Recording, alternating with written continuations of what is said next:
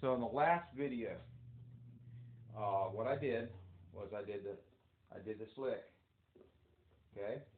Now what I'm going to do is I'm going to do this lick, and it's a combination of a C lick, actually a C6. Okay. Those notes right there, C, A, G, E. And then I continue down with my pinky. And this is the way it works for me. I analyzed it one day. I was thinking I was doing a C6 lick the whole way. And actually, and then I found out, well, I'm not. Okay? So I do a C6, and it's very comfortable. See, comfort is one of those things that you want to work on, too. You want to get something that's very comfortable for you, that you can do it kind of sleep up and down, you know? I could do the other, but it doesn't matter. I like the smoothness of it. It sounds better to me than, you know, like that. I like this better. It's not so much I can hear it. It's just that it runs better with your music to me. I don't know. The timing seems to work better for me. So I use that. I use the C6 and follow through with a C triad, and then I go right on to, you know, because you want to keep moving. Okay. I go C6 down, and I go G, E, C, okay, and then I continue on down with E, C, B flat, G. So what I'm doing here is essentially I'm doing pinky on a C6, coming down to the normal way you do a triad, and I actually go, and this is my way. You can do the fingering any way you want to, like this. I go pinky, 3, 2, 1. And then on the G note, which is the C triad, I come in and I usually use those. I use the 5, the 3, and the 1, and hit the C triad, which is G, C, E. And then my hand comes over, pinky again, hits this. We're doing a C7, which is an E, C, B flat, G. Okay. And I might do, now if I came over again, I come over from a C7. See, if I was going to continue that run, remember I came to a C7. Then I come back over and I do that same thing. And in that way, if you got something, a pattern worked out, you don't have to think about it. Okay? I might do it like this. Okay, at the same time I'm doing a C, E, G, A, B flat. And I could go, see, it don't sound good. It don't sound as good like that, okay? So you kind of want to give it a little bit of a pad. I call it a pad. This doesn't sound like anything by itself. And this just sounds kind of neat, but it's not really, you know, it's nice. But if you had that same thing, let's say say you can't do this here, okay, which you probably can't, because it takes a while to get the hand independence. But until you get that hand independence, let's do something a lot simpler, okay? And it takes a while to get it. And just because you can do this doesn't mean you have hand independence, but it means you have some hand independence.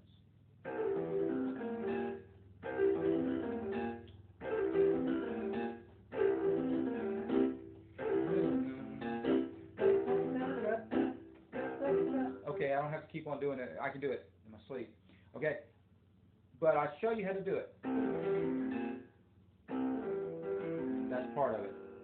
But I'm doing that.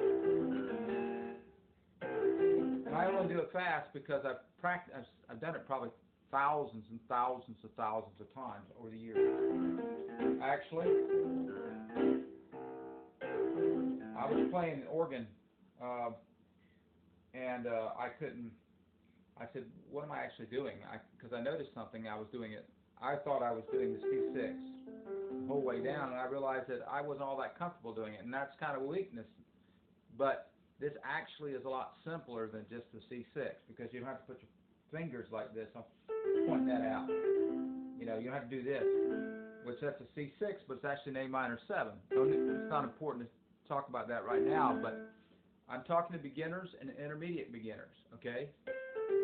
Or maybe even beginning intermediates. So if I'm doing this here, I'm trying to cover a lot of material in one video, okay? If I'm doing this,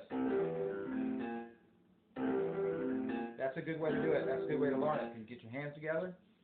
It's kind of hard for me to slow it down.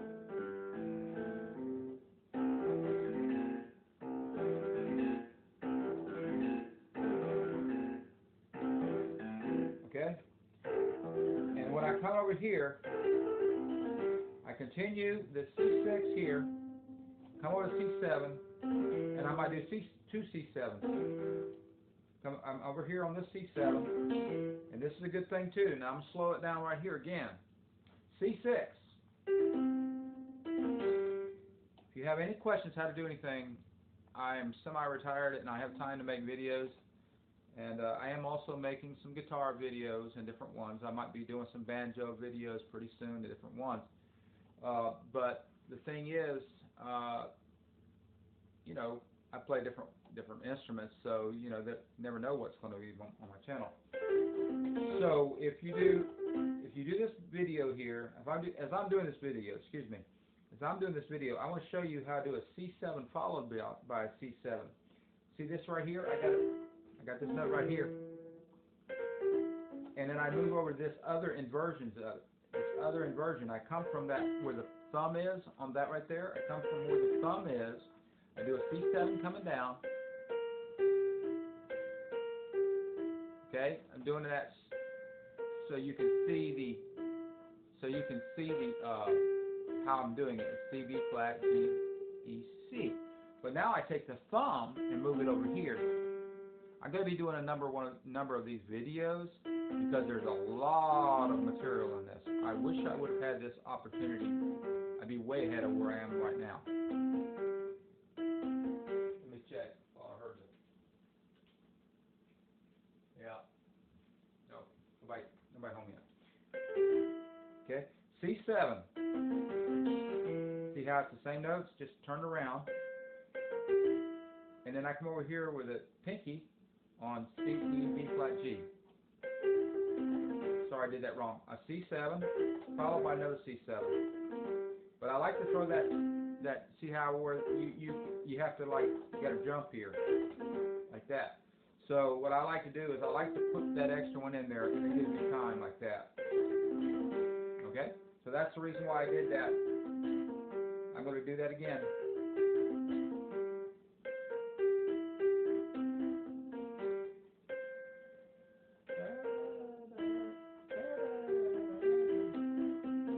So I can do a C6 coming over to that same thing. So I can start from a C7 or a C6. It doesn't matter. So sometime you'll see me start with a C6 and sometimes that. Okay? Sometimes a C7. But I like to put this little piece in here, this little triad in here, because it lets me move my hands along here pretty fast. And you can go back and forth with it too. That's another thing we can do too. Why don't we practice that for a minute?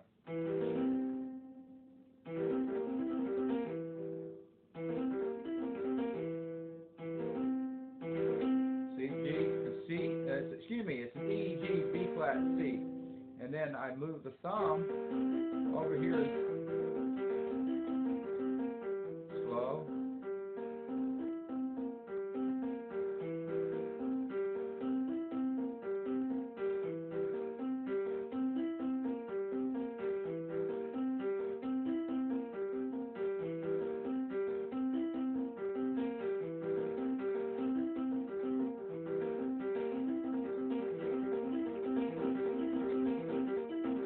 And see what happens. If I go fast like that and it starts getting messy, that means I need more training. It's not your hands that are weak. I mean, it's not your fingers that are weak. Look it up on Wiki. I heard somebody say something the other day, or read it in, I think I read it in comments or something on somebody else's YouTube channel, and they said something about your fingers. You have no muscles in your fingers, so your fingers are not weak. It's how the tendons and everything are working, you know. So your connecting tissue, I think the muscles are somewhere right in here, because if you look, I mean, any doctor knows this, but put your hand right there, okay? So there's strength involved, but this is more flexibility than anything else. It's flexibility, and this also has to do with attendance. Okay. And another thing I do too is there's a sympathetic action. Okay. I know it's kind of like weird training, but I can do that pretty good. I haven't done it lately, but I'm pretty good at staying solid. You know, work it. I can think about it. It's a little bit uneven, but if you would do that exercise and do it with the other one, even though say mine's medium fast, okay, yours will become faster the more you do it. I have been able to go about twice that fast, but I've been out of practice. Okay, so there you go. So here we go. I might run out of power. If I do, this is all that's going up on the video. Here we go. So C7 can be maneuvered all around like that. See how I do that? Okay. Sorry about that. Thinking about being on the camera instead of. But I'm doing a C7 and I'm following through with a C. Then I'm going to C7, or I might go a C6. So you go C7, and I can do a C6. There's all kinds of different ways, and I describe what a C6 and what a C7 is and different things like that. There are excellent things on the internet, and I pass those along. Music with No Pain is an excellent thing right there. There's loads of stuff on Ken Hewitt's site. Dan the composer has great stuff on there. There's a whole pile of people that I will eventually mention. But anyways, here we go. Okay, here we go. That's a C6. And you go like this. Remember, blues, you're not going to be concerned. You are not at all going to be concerned with, it's not classical. You know, I might go like this. In classical, it'd be done a different way, most likely. Okay? You know, it's not like when it's done. It's not that. It's a totally different animal. Now, here's a C7 blues, and I'm going to play it like this. I'm going to play it one little thing. So if I got a little keyboard, if somebody's got a little keyboard about that big, they can play all this. Okay, I'm going to play it as simple as I can. Actually, the simplest as I can is this.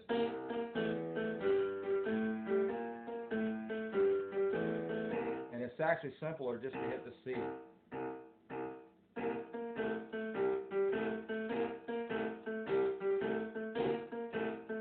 And then even, let's try the C chord. Let's move it up here.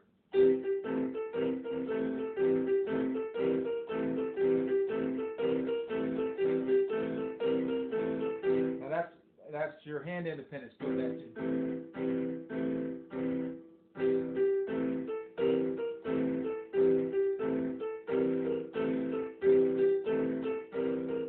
And see, the why that's working is, as I was thinking about it, notice the G and the G are the same one being hit, and the next one that's being hit is the F, hitting, new word. That's really the F chord right there. It's like the F, it's like you're doing this.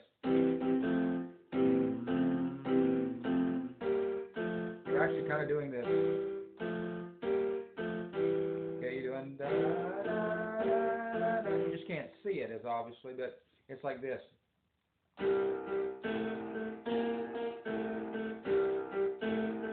That's called that's a C5, that's a C6, that's a C flat 7. But you can also do it like this. Kind of gets messy a little bit. Okay? Now, having said all that, this is what we want to think about.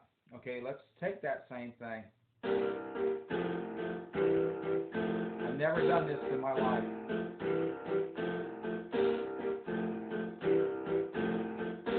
Not exactly like this.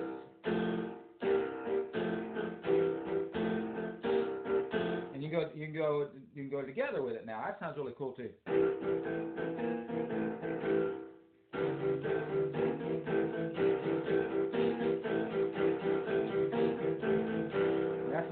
how to do blues / rock.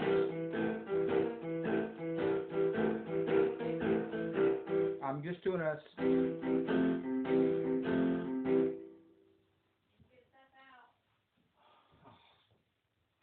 Okay. Lesson's over with. I didn't know you'd be back this fast.